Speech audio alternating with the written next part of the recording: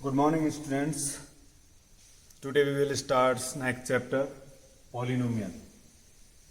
ठीक है, second chapter polynomial. After real number, we will move to polynomials. ठीक, what is polynomial? Poly and nomial दो terms से मिलके ये बना हुआ है polynomial. Poly means होता है many एंड नॉमिनल मीन होता है टर्म. ठीक है, तो मैनी टर्म्स से मिलके जो एक्सप्रेशन बनता है उसको हम क्या कहते हैं? पॉलिनोमियल कहते हैं. ठीक है, तो जैसे कि एक इक्वेशन है, इक्वेशन लिख देते हैं. इक्वेशन ऑफ पॉलिनोमियल क्या होगी? एक्चुअली जनरल इक्वेशन है. P of x is equal to a1 x की power n plus a2 x की पावर n माइनस 1. ऐसे ही चलता रहेगा. एक और लिख देते हैं a3 x की पावर n माइनस 2. ऐसे जाके लास्ट में an पे क्या हो जाएगा? x की पावर 0. ये क्या है? General equation. General equation of polynomial. ठीक है, मीन्स वेरिएबल्स की पावर क्या हो जाती है? डिक्रीज होती जाती है. n क्या है? n है यहाँ पे. n belongs to a integer, sorry natural number. ठीक है, n is a natural number. ठीक, तो n की वैल्यू, सॉरी n है क्या यहाँ पे? n is degree. n क्या है यहाँ पे? डिग्री. और हमें पता है डिग्री क्या होता है? डिग्री क्या होता है? Highest power of variable. 9th में पढ़ा हुआ है, बताया था. हाईएस्ट पावर ऑफ वेरिएबल क्या कहलाता है हमारा? डिग्री ऑफ पॉलिनोमियल कहलाता है. क्लियर? बात करते हैं कि हमने सब एक बार रिकॉल कर लेते हैं. 9th में हमने क्या क्या पढ़ा है. डिग्री अगर हमारी 0 होती है तो उसको हम बोलते हैं कांस्टेंट पॉलिनोमियल. Get it? अगर 1 होती है तो क्या बोलते हैं? Linear polynomial. अगर 2 डिग्री है तो क्या बोलते हैं? Quadratic polynomial. डिग्री अगर 3 है तो क्या बोलते हैं? Cubic polynomial. डिग्री 4 है तो क्या बोलते हैं? By quadratic polynomial. ठीक है, और इससे ज़्यादा है तो फिर पॉलिनोमियल. ठीक है, और एक होता है हमारा जिसकी डिग्री 0 होती है. 0 नहीं, सॉरी, क्या कहते हैं हम? जीरो पॉलिनोमियल बोलते हैं जिसको. Zero polynomial. डिग्री क्या होती है? Not defined. जिसकी डिग्री डिफाइन नहीं होती है. ठीक है, ये इसके टाइप्स थे according to degree. According to terms भी हमने पढ़ा था. अकॉर्डिंग टू टर्म्स हमने पढ़े थे. कौन कौन से पढ़े थे? अकॉर्डिंग टू टर्म्स पढ़ा था हमने. Monomial, binomial and trinomial. ये 3 हमने पढ़े थे अकॉर्डिंग टू टर्म, और ये थे अकॉर्डिंग टू डिग्री. ठीक है, तो अब ये हमने 9th में सब पढ़ा हुआ है. 10th में हमें करना क्या है? 10th में हमको क्वाड्रेटिक पॉलिनोमियल के बारे में पढ़ना है. ठीक है, क्वाड्रेटिक पॉलिनोमियल के बारे में हम पढ़ेंगे. इसके जीरोज फाइंड करेंगे. जीरोज क्या होता है? ठीक है, जीरोज फाइंड करने होंगे. इसके कुछ रिलेशन होगा इनके कोफिशिएंट्स और जीरोज के बीच में. तो कोफिशिएंट्स याद होंगे अगर सबको. 9th में क्या होते हैं?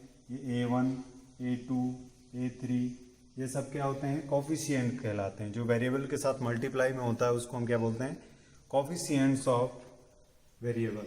अब जो भी पावर हो उसका कोफिशिएंट वो कहलाता है. अगर x की पावर n है तो x की पावर n का, x की पावर n माइनस 1 है तो x की पावर n माइनस 1 का है. तो हमें अब इसमें पढ़ना क्या है? सबसे पहले तो जीरोज की बात करते हैं. जीरोज क्या है? जीरोज एक तरीके से किसी भी पॉलिनोमियल के सॉल्यूशन है. सॉल्यूशन मतलब कि जो नंबर उस पॉलिनोमियल को सेटिस्फाइड करता है वो उसका जीरो कहलाता है. ठीक है, मीन्स अगर कोई हमें पॉलिनोमियल x की फॉर्म में दी हुई है तो उसमें x की वैल्यूज क्या कहलाती हैं? उसकी जीरोज कहलाती हैं. और किसी भी पॉलिनोमियल में हाईएस्ट जीरोज कितने हो सकते हैं, जितनी उसकी डिग्री होगी। ठीक है, तो हाईएस्ट पावर जो भी होगी उतने ही उसके मैक्सिमम जीरो हो सकते हैं और कम भी हो सकते हैं। जैसे हम क्वाड्रेटिक इक्वेशन की बात करने जा रहे हैं, तो क्वाड्रेटिक इक्वेशन में मैक्सिमम जीरोज होंगे 2, 1 भी हो सकता है और 0 जीरोज भी हो सकते हैं। ठीक है, तो जैसे क्वाड्रेटिक की बात करें तो क्वाड्रेटिक पॉलिनोमियल में जो हम ग्राफ से रिप्रेजेंट करते हैं क्वाड्रेटिक पॉलिनोमियल को, उसके 3 टाइप हैं। ठीक है, या तो ग्राफ ऐसा होगा, या graph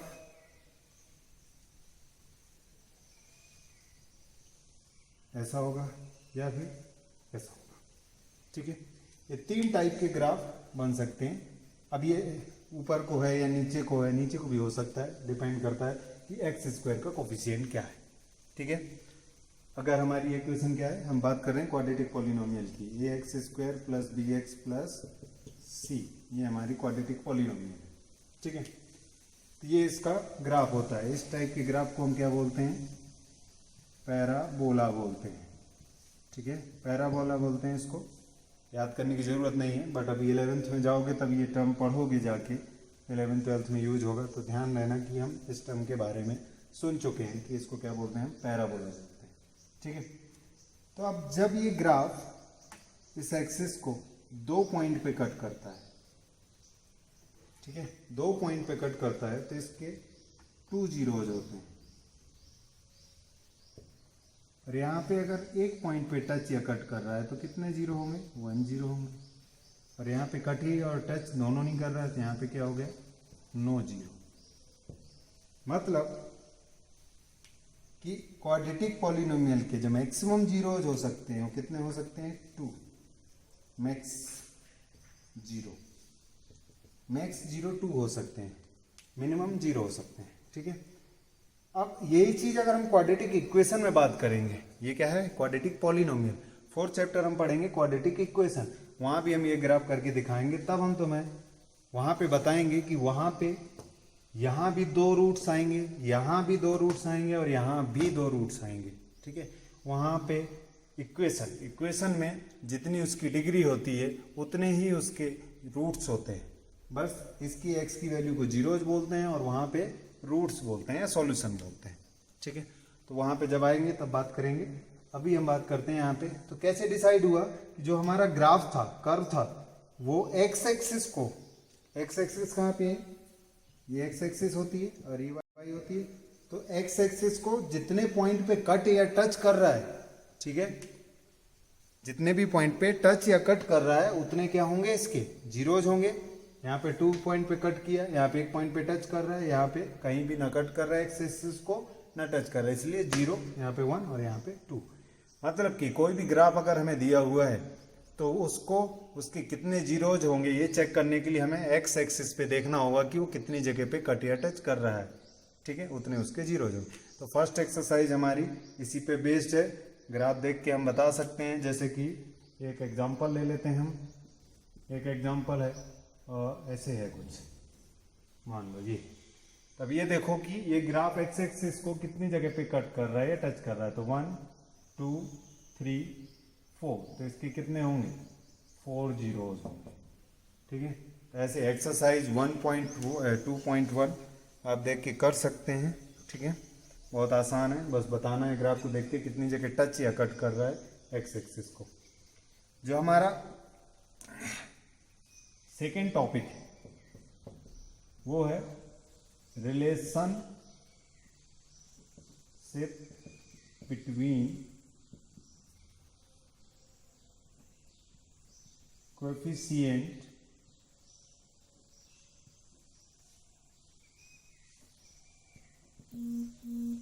and zeros of polynomial। ठीक है,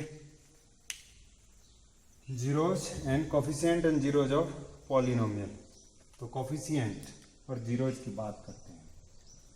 ठीक है, जीरोज है क्या, सबसे पहले तो हमको जीरोज पढ़ना था, जीरोज क्या होगा।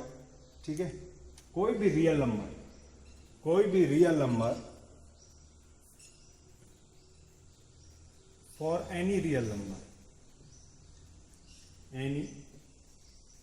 नंबर, ठीक है, के, मान लिया कि रियल नंबर क्या है, के, फॉर एनी रियल नंबर के, if p of k is equal to 0, then k is 0 of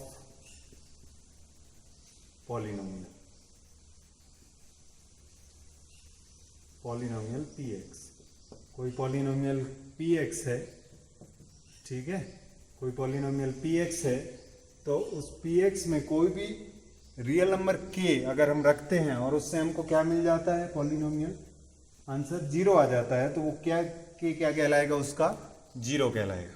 ठीक है, समझ में आ रहा है? तो ये है जीरोज ऑफ पॉलिनोमियल की, जीरोज ऑफ पॉलिनोमियल क्या होता है।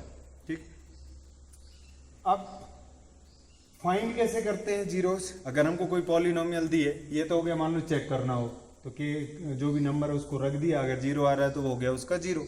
ठीक है, अगर फाइंड करना है तो उस पॉलिनोमियल को इक्वल टू क्या कर दो, 0 कर दो। तो 0 करते ही तुम्हें क्या मिल जाएंगे, वहां से सॉल्व करके x की वैल्यू मिल जाएंगी। अब क्वाड्रेटिक है तो 2 मिलेंगे। ठीक है, अब देखते हैं कि होगा क्या। इसमें हमें ये ध्यान देना है कि px इक्वल टू जब 0 करेंगे तो फाइंड कैसे करेंगे। तो 9th में हमने पढ़ा है splitting the middle term method. Splitting the middle term method use करेंगे और उससे क्या फाइंड करेंगे, जीरोज ऑफ पॉलिनोमियल। ठीक है, अभी हम एक एग्जांपल करेंगे तो समझ में आएगा। उससे पहले देखते हैं कि क्या है ये relationship between coefficient and zeros of polynomial. ठीक है, तो रिलेशन कैसे है, कोफिशिएंट, मान लो ये हमारी स्टैंडर्ड इक्वेशन होती है पॉलिनोमियल, क्वाड्रेटिक पॉलिनोमियल की। ठीक है, तो ये है हमारी px पॉलिनोमियल है। क्लियर?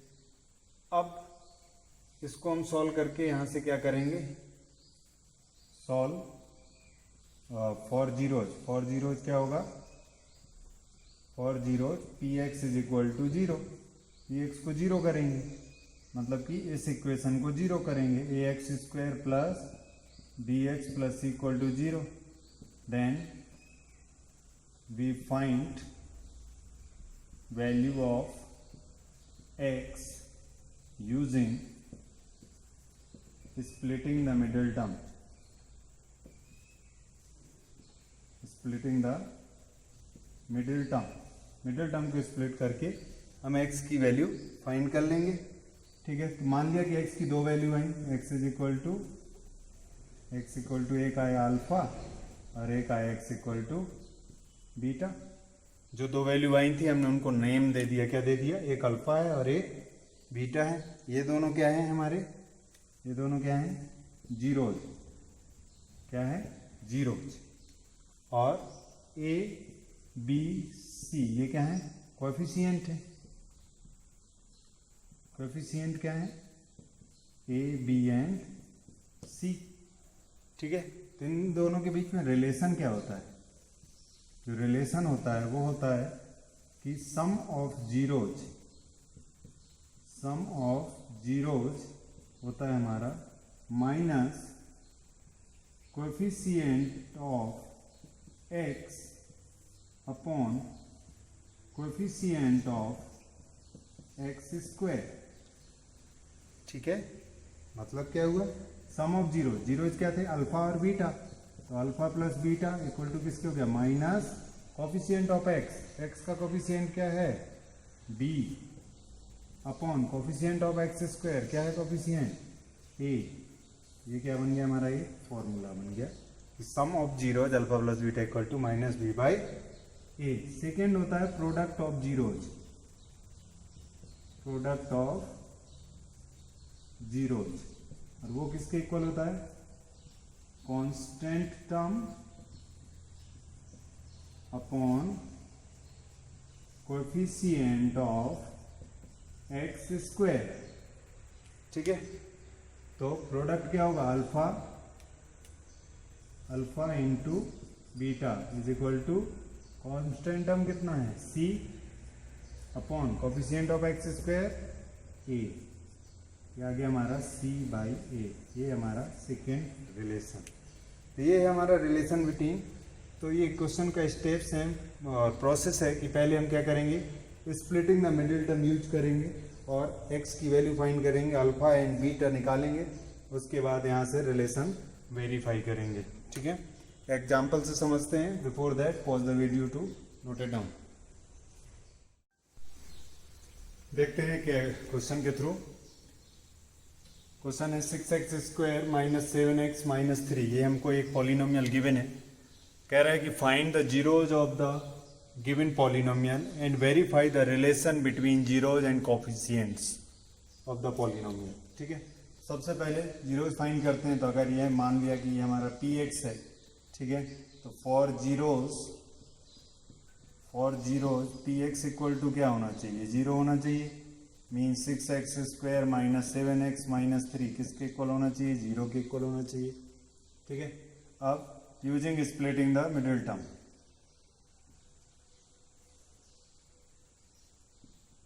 स्प्लिटिंग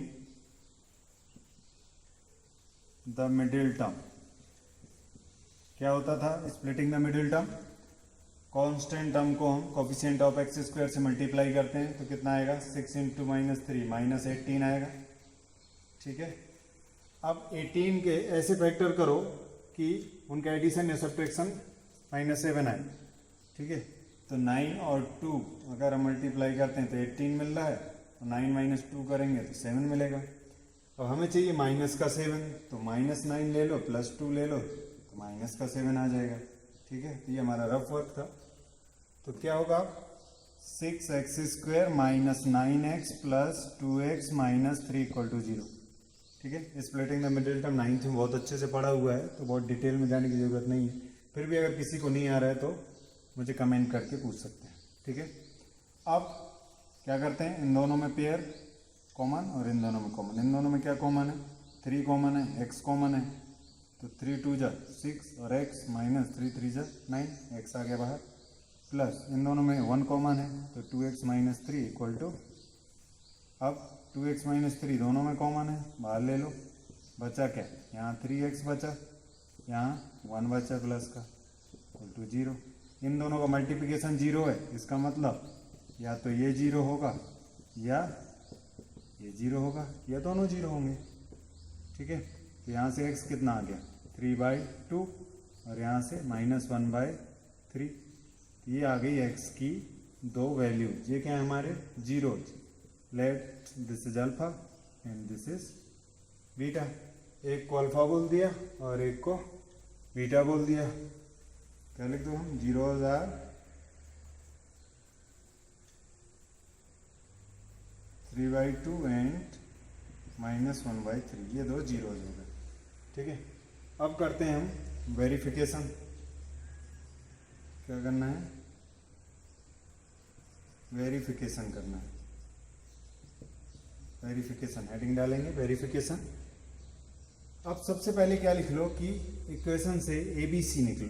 तो A इक्वल टू क्या है, कोफिशिएंट ऑफ एक्स स्क्वायर ए होता है 6, B क्या है, कोफिशिएंट ऑफ एक्स बी होता है -7, साइन के साथ लिखेंगे, और C क्या होगा -3 कांस्टेंट। ये लिख लिया हमने। अल्फा कितना है 3/2, बीटा कितना है -1/3। अब क्या करो, वेरीफाई करना है। क्या वेरीफाई करना है, हमारे पास 2 रिलेशन थे। कौन कौन से रिलेशन थे, alpha plus beta equal to -b/a। ठीक है, तो अल्फा, इसको करने के 2 तरीके हैं, या तो LHS लेके RHS ले आओ, या दोनों को प्रूव कर दो। ठीक है, LHS इक्वल टू RHS भी कर सकते हो। तो अल्फा कितना है, अल्फा है हमारे पास 3/2, बीटा है हमारे पास -1/3 इक्वल टू -b कितना है -7 अपॉन a कितना है 6। अब इन दोनों को सॉल्व करो, 3 इधर मल्टीप्लाई होगा तो 9, 2 इधर मल्टीप्लाई -2 अपॉन आपस में मल्टीप्लाई 6, माइनस माइनस प्लस, तो 7/6, 9 - 2 कितना हो जाएगा 7/6, और ये भी क्या आ गया 7/6। तो ये रिलेशन प्रूफ हो गया। अब दूसरा तरीका क्या है करने का, ठीक है। दूसरा तरीका ये है कि हमने LHS लिया, LHS लिया, और कैसे कर सकते हैं देखो। तो LHS लिया तो कितना लिया, 3/2 माइनस 1/3। इसको हमने सॉल्व किया तो 9 माइनस 2/6 आया, मतलब कि 7/6 आया। अब हमें चाहिए क्या, हमको चाहिए -b/8। b कितना है, -7। तो 7 को क्या लिख सकते हैं, माइनस ऑफ -7 लिख सकते हैं कि नहीं, +7 को क्या लिख सकते हैं, माइनस ऑफ -7। और a कितना है, 6, तो नीचे 6। अब ये क्या बन गया, ये बन गया हमारा माइनस है, और ये बन गया b, ये बन गया a, क्या आ गया, RHS आ गया, ठीक है। अगर ये वाला रूल आप लोग यूज करते हैं तो टीचर पे अच्छा इंप्रेशन पड़ता है, ठीक है। ये तो सिंपल है, कुछ है ही नहीं इसमें, ठीक है। डायरेक्ट इक्वल प्रूव कर देना, इससे करोगे तो थोड़ा सा ब्रेन यूज होगा, ठीक है। ऐसे ही अल्फा इंटू बीटा की बात करें तो अल्फा इंटू बीटा क्या होता है, C/A। अल्फा कितना है, 3/2 इंटू -1/3 इक्वल टू C/A कितना है, C है हमारा -3 और A है हमारा 6। तो 3 से 3 कट गया, कितना आया, -1/2। यहाँ भी 3 2 जा 6, तो -1/2। एक तो ये हो गया। और अगर हम अच्छे तरीके से करें तो क्या होगा, 3/2 इंटू -1/3, ये कट के कितना आया, या मत कट करो, कोई ज़रूरत नहीं कट करने की, डायरेक्ट मल्टीप्लाई करो, कितना आएगा, -3/6 आ जाएगा, ठीक है। अब माइनस और 3 क्या है, b है, और 6 क्या है, a है, बोल दो RHS, क्लियर। तो ऐसे हमको क्या करना है, जीरोस फाइंड करने हैं और रिलेशन वेरीफाई करना है। एक और एग्जांपल देख लेते हैं, जैसे क्वेश्चन नंबर इसी का 4th पार्ट है, 4u² + 8u, ठीक है। ये इसका 4th पार्ट है। इसके जीरोस फाइंड करने, जीरोस फाइंड करने तो आसान है, इसमें जीरोस फाइंड करने इक्वल टू 0 कर दो इसको। यहाँ से क्या करो, 4u कॉमन ले लो, तो क्या बचा, u + 2।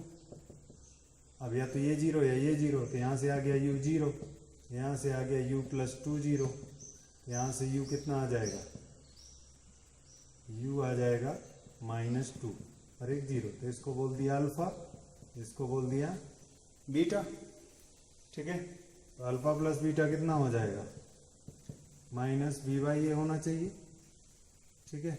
अल्फा 0, बीटा -2, ऐड करो कितना आ रहा है, -2 आएगा। और यहाँ से देख लो ABC क्या है, a हमारा कितना है, a हमको दिया हुआ है 4, b दिया हुआ है 8 और c दिया हुआ है 0। कांस्टेंट टर्म नहीं है ना, 0 होगा। तो हमें क्या चाहिए, -b/a चाहिए।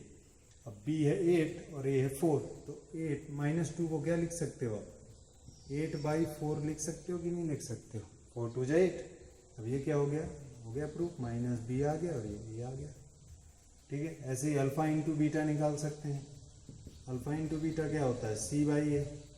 अल्फा कितना है 0, बीटा कितना है -2, मल्टीप्लाई करोगे तो कितना आएगा, -2 नहीं, 0 से मल्टीप्लाई तो 0 आएगा। अब C/A लिखना है तो 0 को क्या लिख सकते हो, 0/4 लिख सकते हो। 0 के नीचे कुछ भी लिखो, डिवाइड करो, 0 ही आता है। ये क्या हो गया, C/A हो गया, ठीक है। समझ में आ रहा है। ऐसे ही हमें ये क्वेश्चन सॉल्व करने हैं। एक और देख लेते हैं, 5th क्वेश्चन, t² - 15। इसको अगर इक्वल टू 0 करोगे, 0 निकालने के लिए क्या बनेगा, ये t² - √15 का स्क्वायर। अब एक किसका फॉर्मूला लगेगा, a² - b², तो a + b और a - b। तो यहाँ से क्या आ गया, एक आ गया t -√15 और एक आ गया t हमारा √15। तो एक को बोल दिया अल्फा, एक को बोल दिया बीटा, ठीक है। सम ऑफ जीरोज निकालो, तो अल्फा + बीटा क्या हो जाएगा, अल्फा + बीटा मतलब कि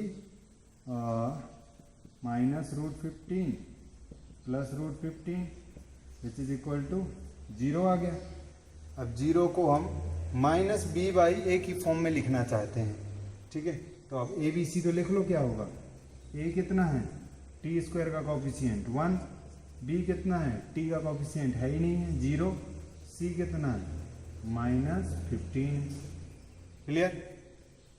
तो अब देखो माइनस बी बाई ए लिखना है, तो बी तो 0 है, और 0 के नीचे हम 1 लिख सकते हैं, और माइनस साइन भी लगा सकते हो, कोई दिक्कत नहीं, 0 ही होगा। तो माइनस बी अपॉन ए लिख दिया हमने इसको, ठीक है।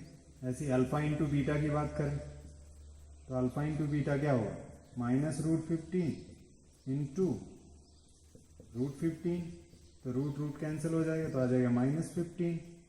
तो -15 को क्या लिख सकते हो, -15 अपॉन 1 लिख सकते हो, ये हो गया सी, ये हो गया ए। ऐसे हमें क्या करना है, फाइंड करना है zeros of the polynomial and verify the relation between zeros and coefficient of polynomial, ठीक है। तो 3 क्वेश्चन मैंने करा दिए, इसमें 6 पार्ट हैं, 3 आपको होमवर्क में करने हैं, ठीक है। इसके बाद है हमारे पास नेक्स्ट टॉपिक है फाइंड द क्वाड्रेटिक पॉलिनोमियल, ठीक है, जिसका हमको प्रोडक्ट दिया हो और सम दिया हो तो कैसे फाइंड करेंगे बताते हैं। Before that pause the video to note it down.